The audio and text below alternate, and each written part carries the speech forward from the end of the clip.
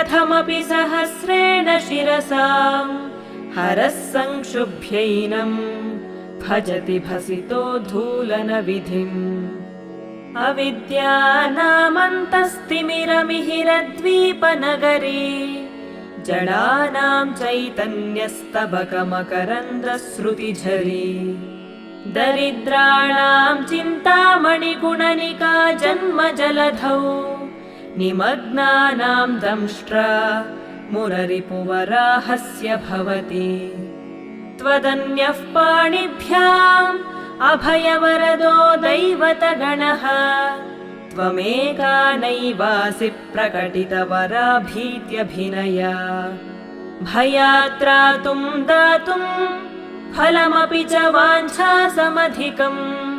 शरण्ये लोकानां तव हि चरणावे